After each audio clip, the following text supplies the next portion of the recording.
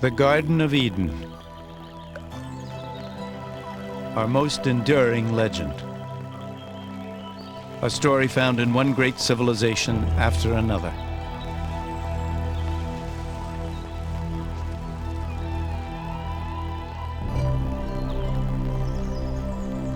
A story of seduction, the wrath of God, and paradise lost.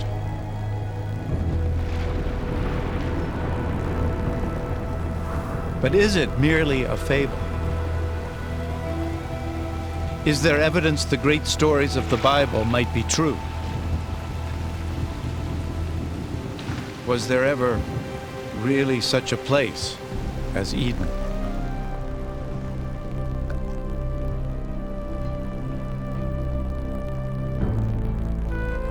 Today, the search for the Garden of Eden leads us to a dry and desolate land, to a place called Mesopotamia.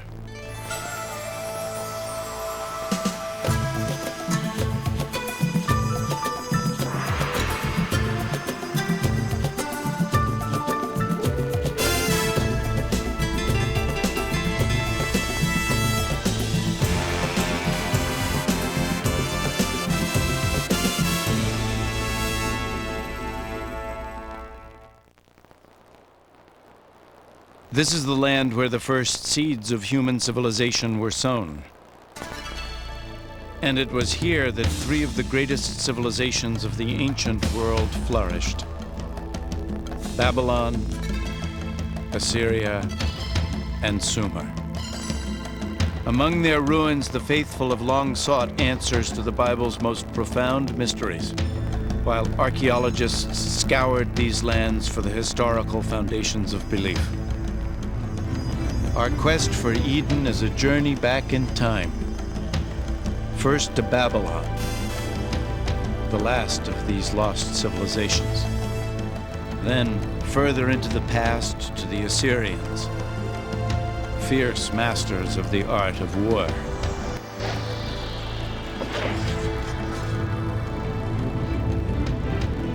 And finally, to a moment in the past so distant, only Eden could have preceded it. To Sumer and the creation of civilization itself. The great arc of the Fertile Crescent. Over the course of more than 6,000 years, this rich land, cradled between the Tigris and Euphrates rivers, gave birth to the first great civilizations.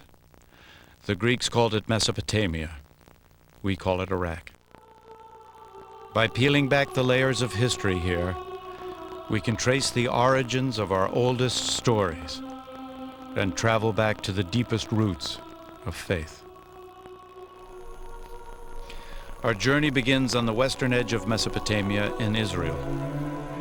A chance discovery in 1947 would rivet the world's attention to archaeology and to the Bible. Two Bedouin shepherds are moving a herd of goats along the cliffs of Qumrun, a few miles east of Jerusalem. In the sun-baked desert, they notice a small cave obscured by a rocky slope. Curious, one begins to climb. It's not uncommon for ancient and valuable artifacts to be found along these bluffs.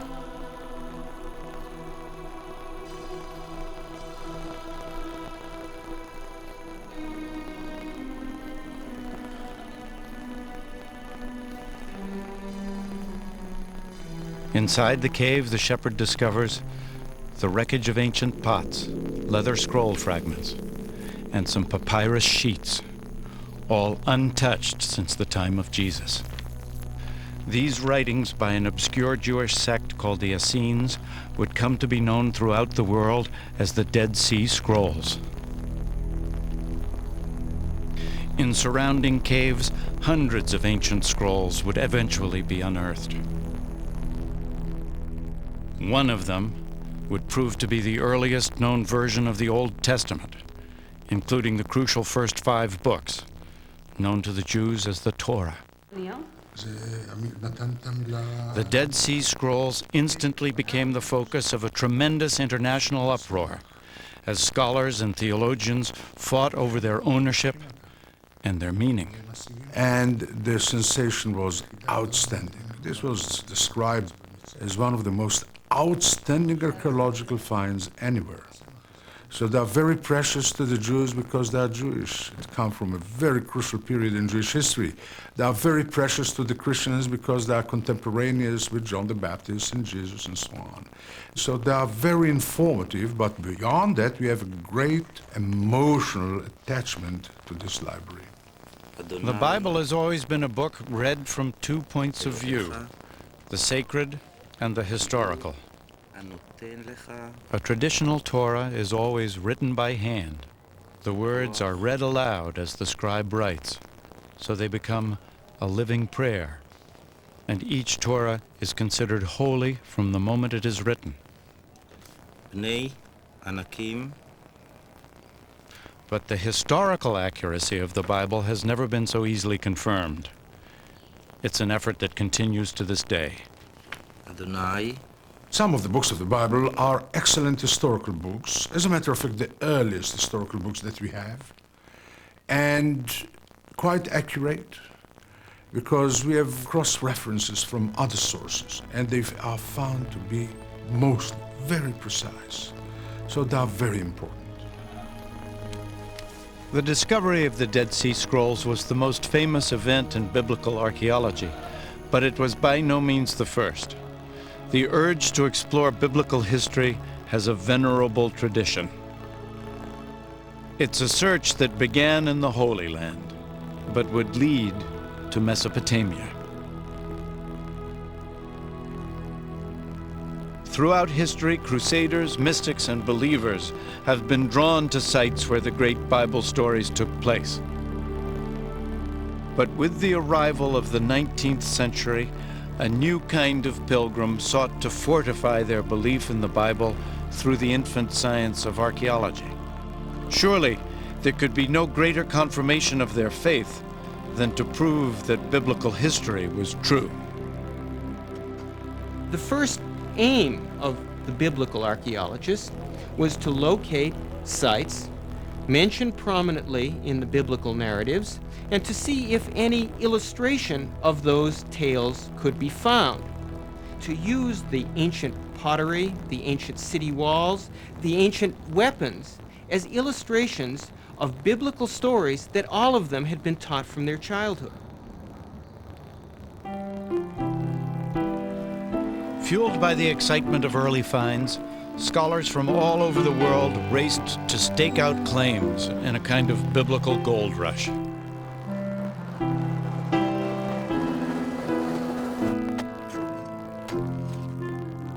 Competing British, German, and French archaeologists descended on the Holy Land.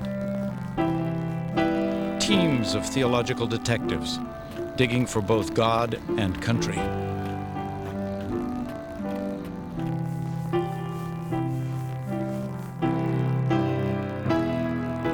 The prestige of each of the European nations in the Holy Land was measured by the kind of biblical discoveries that they were uncovering, and one of the most intense diplomatic and political battles that occurred in the history of biblical archaeology was the discovery of the famous Moabite stone.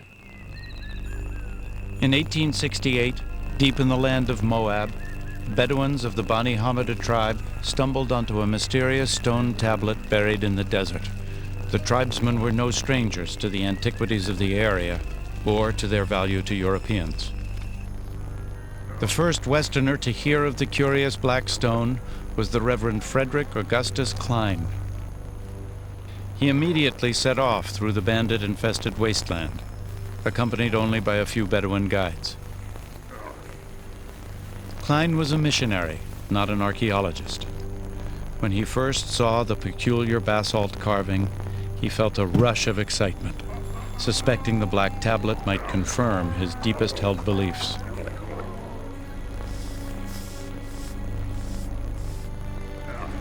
He examined the stone and made a rough impression of the inscription. It was in a language Klein didn't recognize. Back in Jerusalem, he sought help deciphering the stone. As news of the find began to spread, the streets and bazaars buzzed with rumors of a great discovery.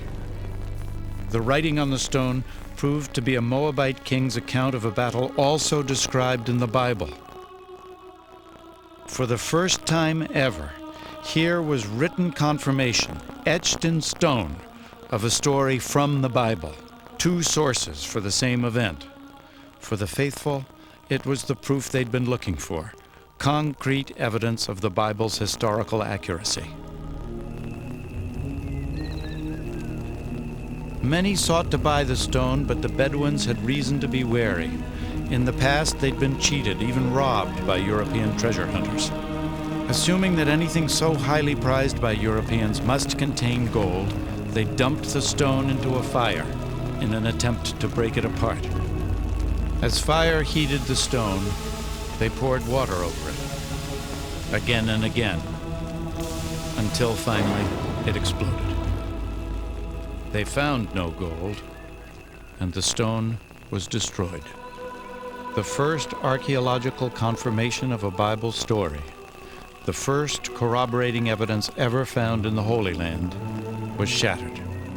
The loss of the stone was devastating, but it didn't end the biblical treasure hunt. Now that the Bible itself was verified as history, it pointed the way even further into the past, back more than 2,500 years ago, to a great empire ruled from Babylon, to the very moment the Bible itself was born. The year is 586 BC. The armies of Nebuchadnezzar, king of Babylon, descend on Jerusalem with the wrath of an angry God. It is almost 6 centuries before the birth of Christ. The Romans have not yet even dreamed of empire.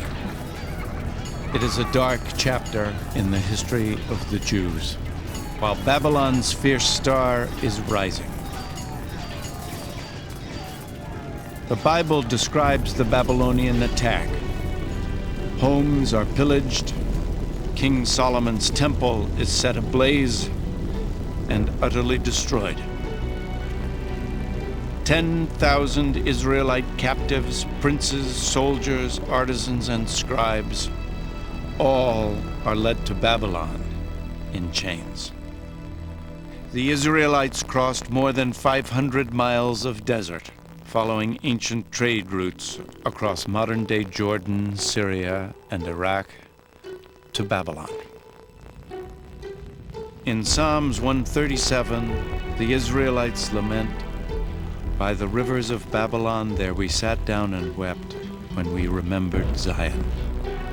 How shall we sing the Lord's song in a foreign land?" Broken and exhausted, the Israelites entered Babylon in awe of its scope and frenzy. Torn from the modest city of Jerusalem, they beheld the majestic capital of the ancient world.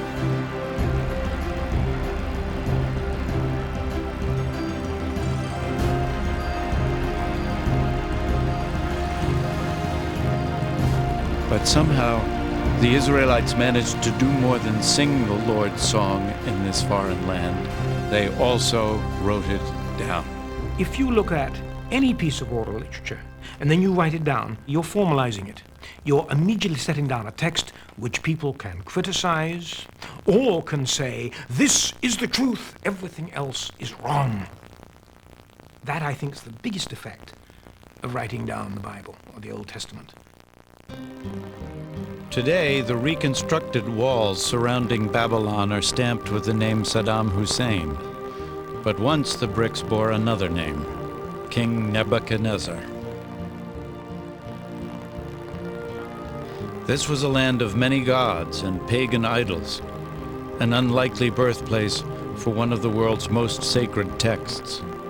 Yet Babylon's great diversity created the perfect climate. And they come into this cosmopolitan environment. Even the most educated among them and literate among them were being bombarded with direct contact with other people. And I mean other people. The Israelites found themselves in a melting pot of different races and languages, conflicting gods and alien demons.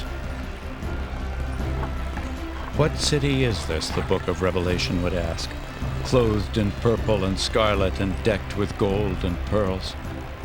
The habitation of devils and the hold of every foul spirit, Babylon the Great, mother of harlots and the abominations of the earth.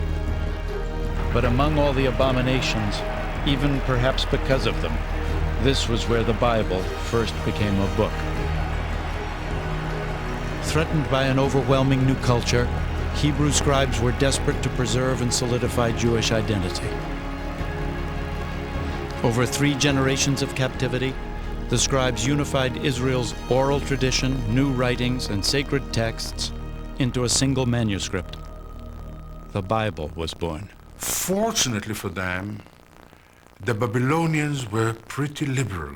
They allowed them to keep their own culture, their own religion, to study their own books.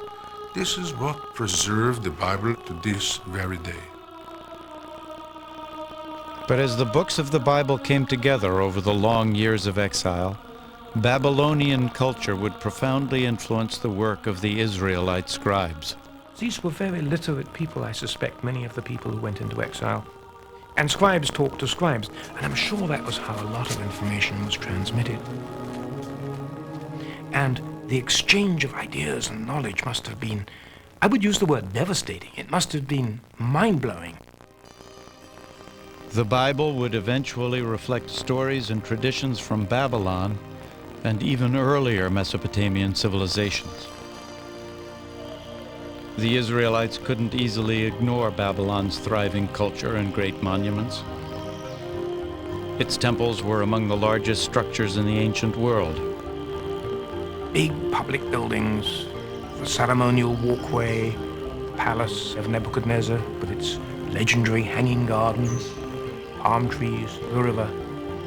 If you had walked through the Ishtar Gate, you would have felt dwarfed. And this was deliberate. You were in the presence of something powerful. But on all sides of it was the city, the people, the commoners, narrow, winding alleyways, rows and rows of small stores, donkeys braying, crowds of people walking, small, closely knit quarters teeming with life.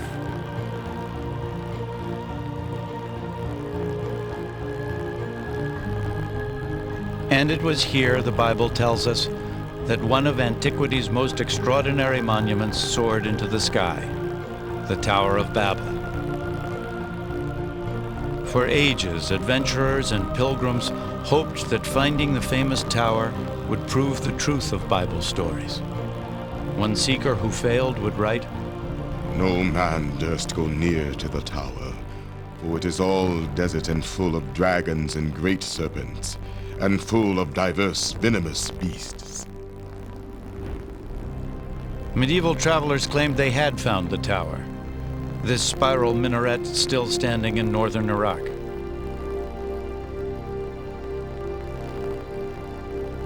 But they were wrong. This tower was built 1,500 years too late and far from the walls of Babylon. Perhaps the most intriguing possibility was posed by Robert Koldewey, a German archaeologist. In the early 1900s, he discovered a rectangular ditch with only a few ancient bricks remaining. Many experts believe Koldewey had found all that survives of the famous tower.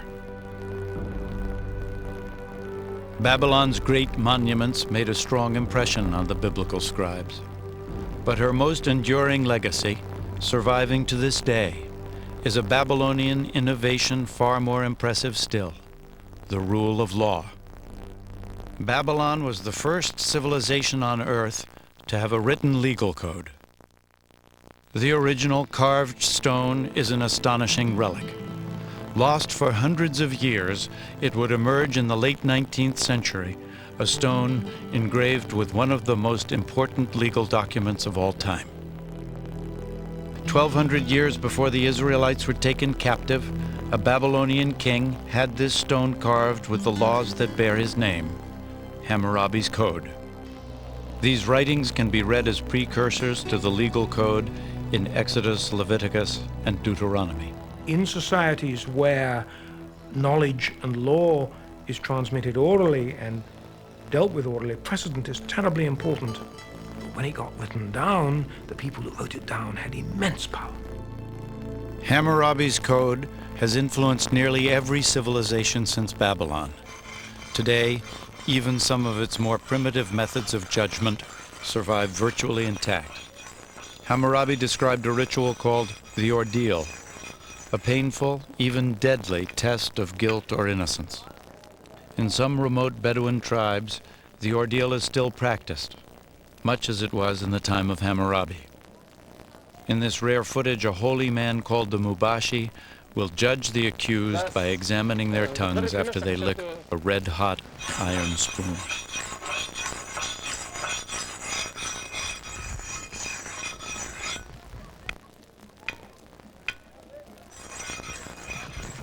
These men have been accused of theft. They must submit to the ordeal or be found guilty by default. Family members look on anxiously as the young men prepare themselves for the painful ritual.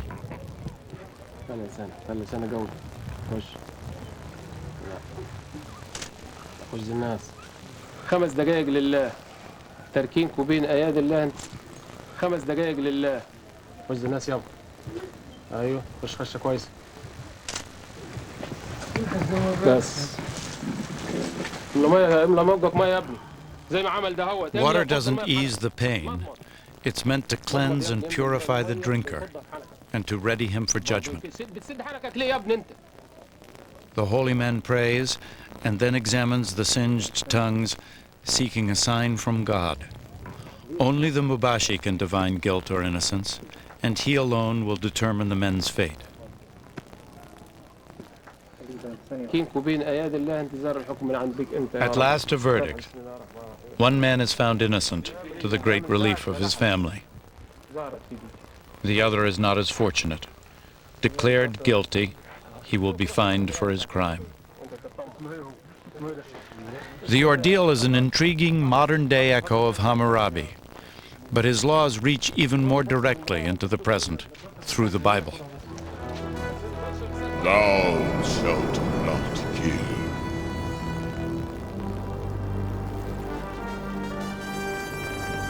Thou shalt not bear false witness against thy neighbor. The Ten Commandments, the foundation of biblical law, and yet only the beginning of a complex set of codes and covenants central to the Old Testament.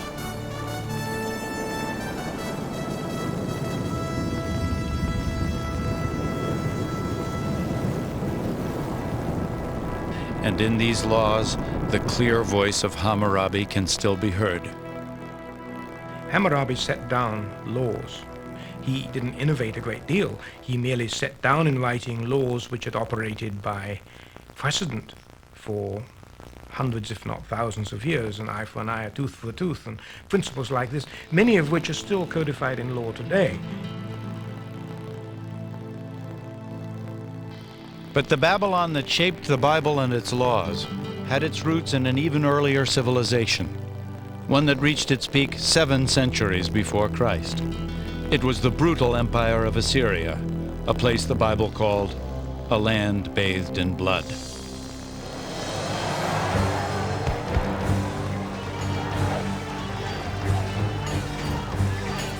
Deadliest of all Mesopotamian armies to sweep through the ancient world were the Assyrians. In the Bible, they are the ultimate symbol of bloody tyranny and ruthless oppression.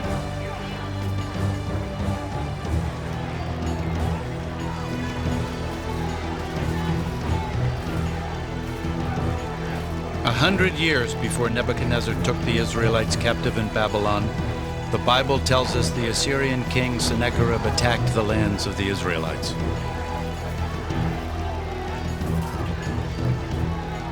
In the second book of Kings, the Bible says, "Behold what the kings of Assyria have done to our lands, destroying them utterly."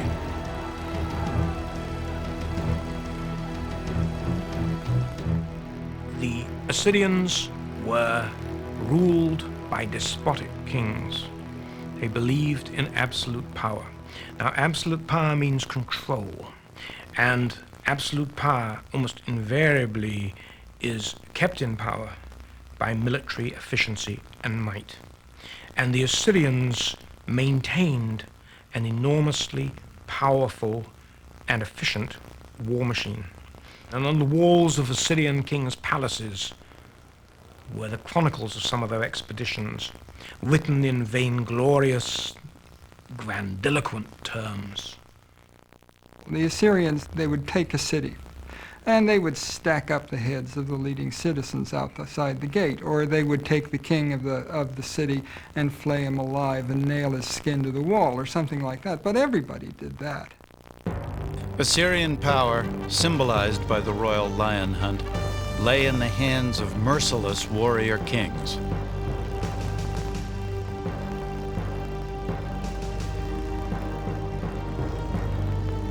Even the Bible betrays grudging admiration. Behold the Assyrian. Under his shadow dwelt all great nations. Ezekiel 31. When the city of Rome was in its infancy, Assyria was the greatest empire in the world. For more than 1,000 years, details of Assyrian civilization were few.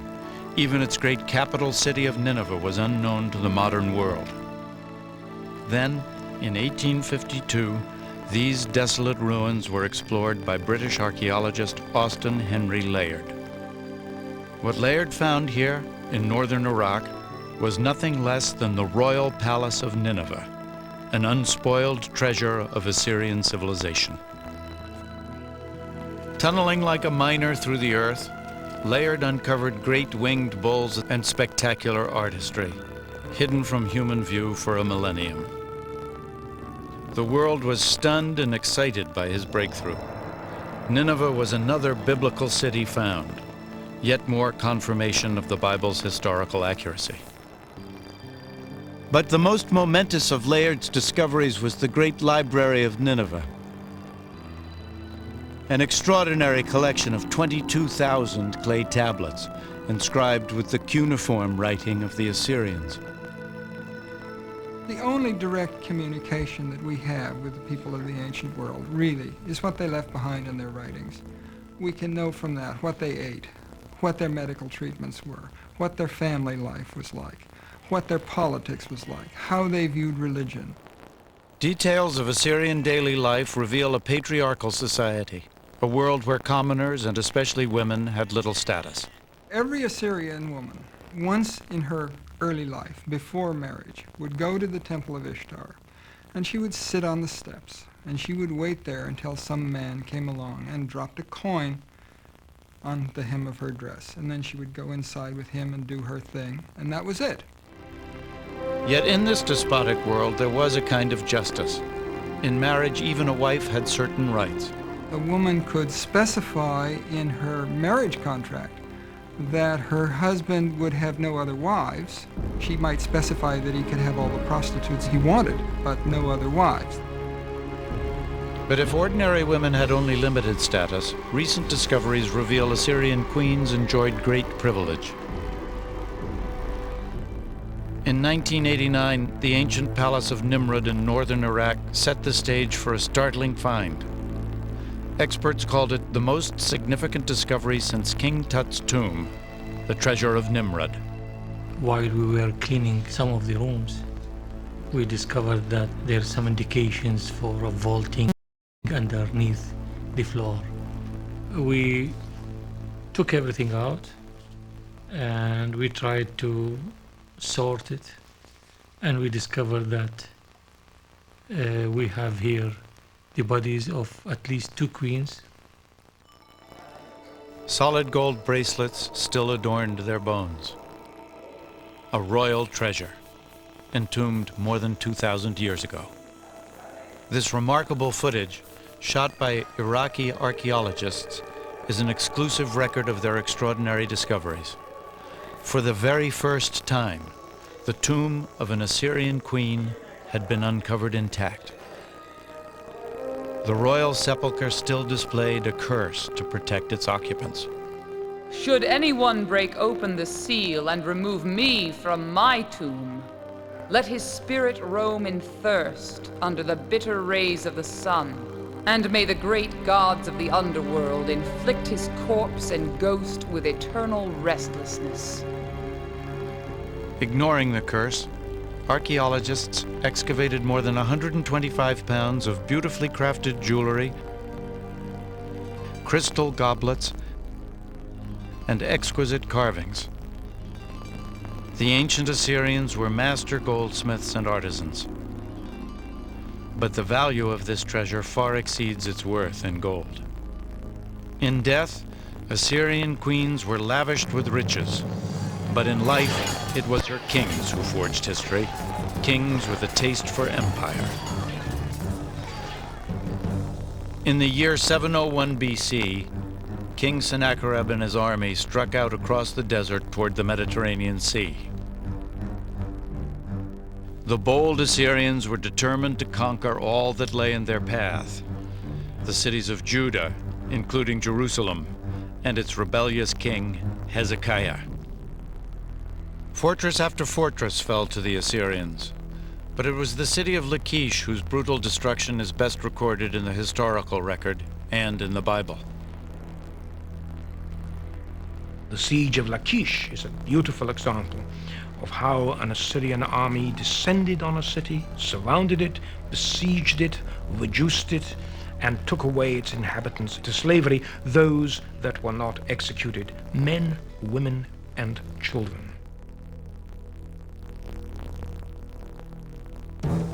Their technique was very simple. It was brutal conquest, fast-moving conquest, systematic, efficient conquest. And on the bas-reliefs in Assyrian palaces, you see the siege engines, the soldiers moving up the mounds with the shields above them, protecting them from the debris thrown down below. But they had no hope in hell. Those guys were professional soldiers. It was a machine. From the capital city of Jerusalem, King Hezekiah knew an Assyrian attack was inevitable. He raced to fortify the city and ordered an underground aqueduct dug, a desperate effort to protect the city's water supply in the face of a siege. Hezekiah's plan worked. The Bible tells us the Lord saved Jerusalem, and the king of Assyria returneth shamefaced to his own land. Sennacherib's version of the conflict was found on a clay prism unearthed at Nineveh. It matches the Bible story down to the smallest details, but its point of view is sharply different.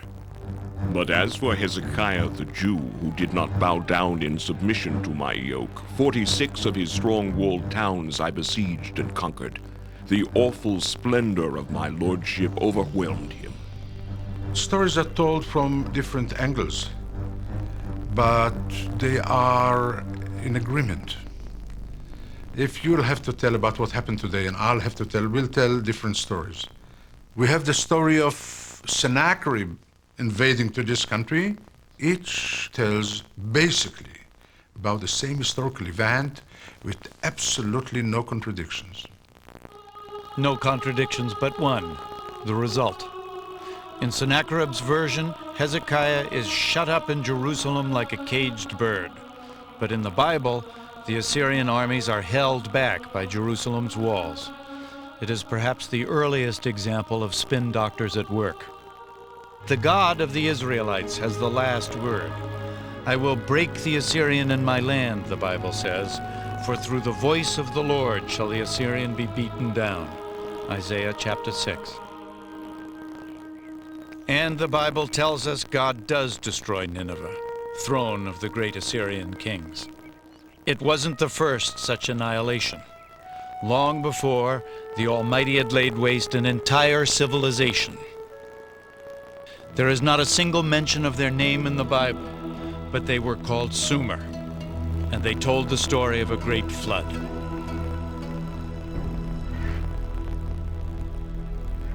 It's one of the most familiar of all Bible stories, the saga of Noah's Ark. An angry God, a wooden boat, a deluge. It's the story of Noah and his family escaping to the ark with every species of animal and surviving the punishing flood, while the rest of mankind is destroyed. It's a primal tale, stirring our deepest hopes and fears. A story found in the Bible, but also in another ancient text, a text discovered in the ruins of Sumer. Early this century, a group of Mesopotamian tablets were translated.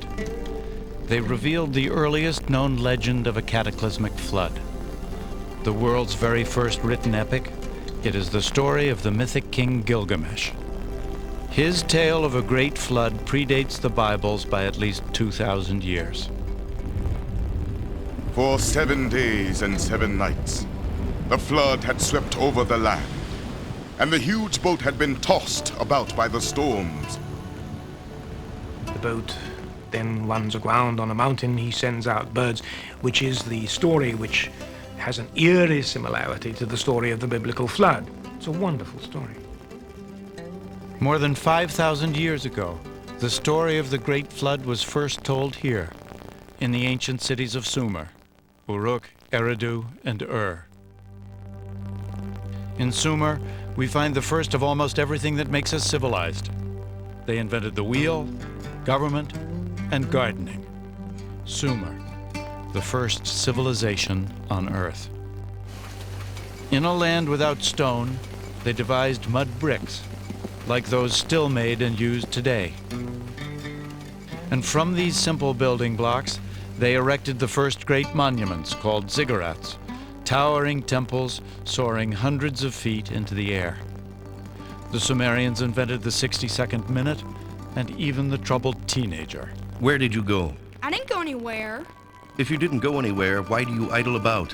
Go to school, stand before your teacher, recite your homework, write your tablet. Do you understand me?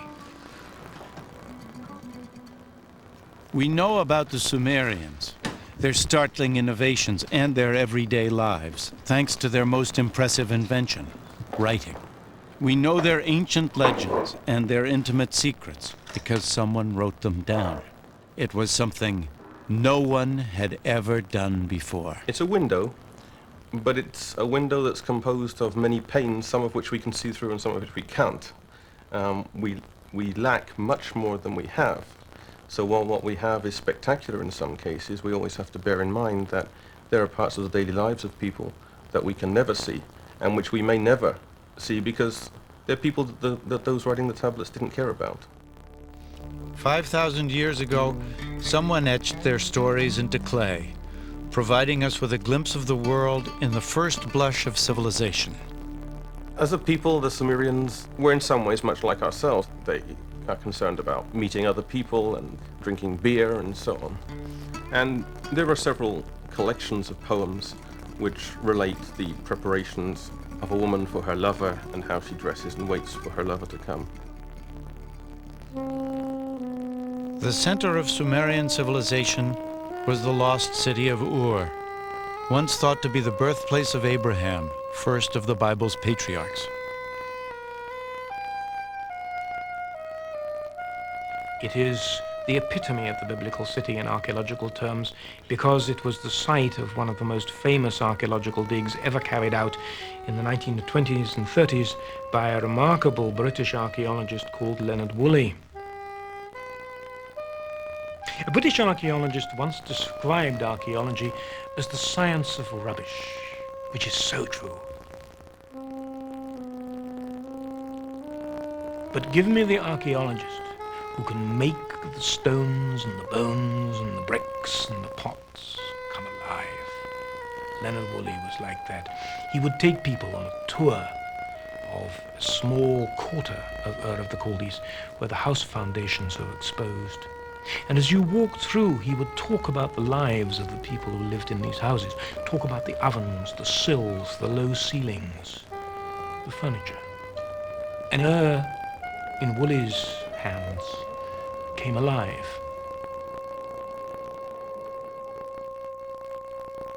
Woolley dug this enormous pit, and he went down through the city, and it got smaller and smaller, and then there was this deep, sterile layer of silt. And Woolley himself recounts how his wife came over, looked at it, and she was a rather casual lady in some ways, and looked at it and said, "Oh, well, of course, that's the flood." And the lights went off. And Woolley claimed that this was evidence of the biblical flood. And it captured the popular imagination. What did it do? It brought in money. And Ur was a dig that was sold brilliantly.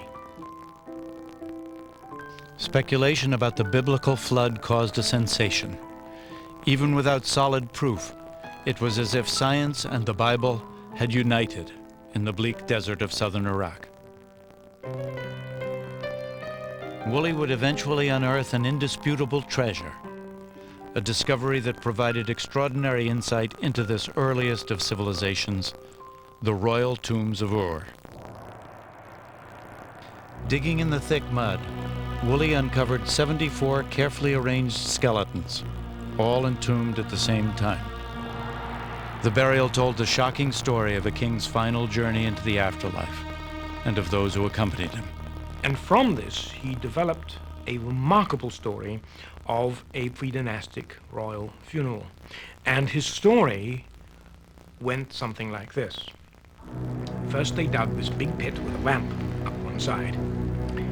In the pit, they erected a sepulchre of stone in which the body of the royal personage was placed.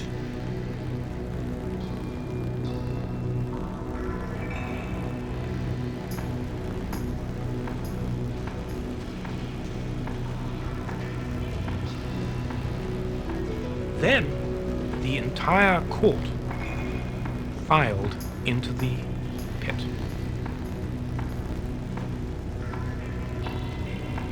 Everybody lined up and stood there with little clay pots in their hands.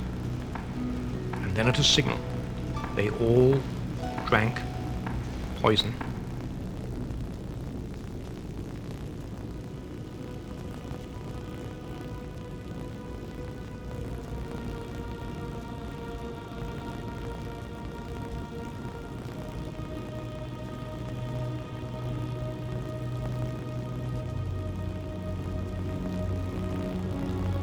Lay down and died.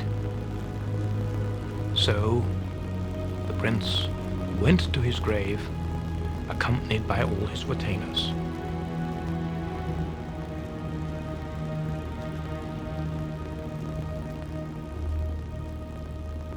This has become one of the great discoveries, one of the great funeral accounts of archaeology in early history.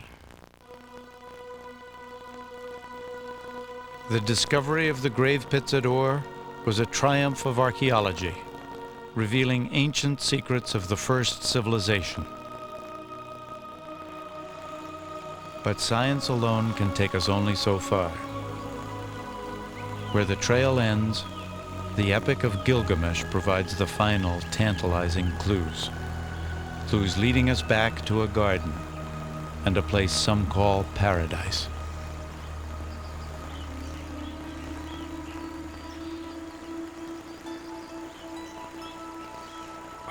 The Garden of Eden. In the beginning, God created the world. It's a familiar story. You get these sort of creation myths in almost every society on Earth. It's a very compelling longing of people for a better world. Gardens of Eden, paradises, are people's longing for a less complicated life, or a life of ease, or a reward for having worked so hard. In the ancient Sumerian Epic of Gilgamesh, The name given to paradise is Dilmun. It's a place beyond the edge of normal human habitation. That's how it features in the Sumerian flood myth. That's where the flood survivor goes to live.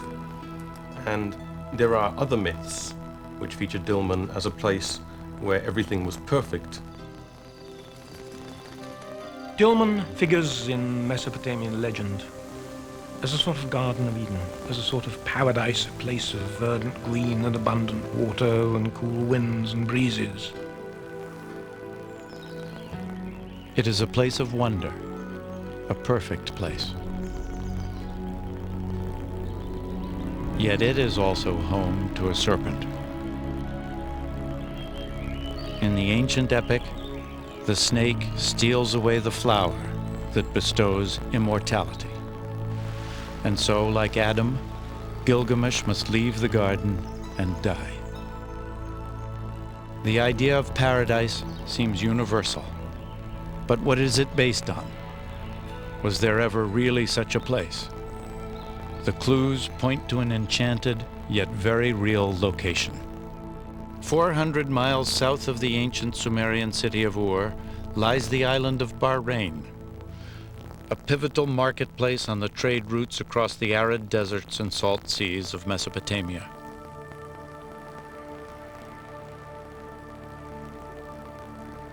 Today, Bahrain is something less than paradise, but it was once lush. Once this island had abundant water and thus abundant life. Once, long ago, this was Dilmun. But was it paradise? By comparison to the surrounding desert, it would certainly have seemed so. There was so much water here that what is now a desert island bloomed. It was a garden bearing lush fruit. And there were people here who apparently led a blessed life. More than 85,000 burial mounds dot this landscape, probably the most in any one location in the ancient world. The ancient bones tell us these people were taller and healthier, and they lived longer than anyone else in the region. And in the burial mounds is one more astonishing clue: the remains of snakes, ritually embalmed at some lost moment more than 4,000 years ago. Here in Bahrain, we find the serpent, just as we found it in the Epic of Gilgamesh, and just as we found it in the Bible.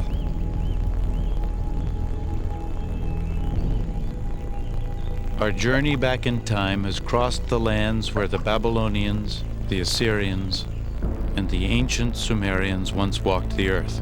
Is it possible to venture even farther, to the land that conceals the very footsteps of Adam?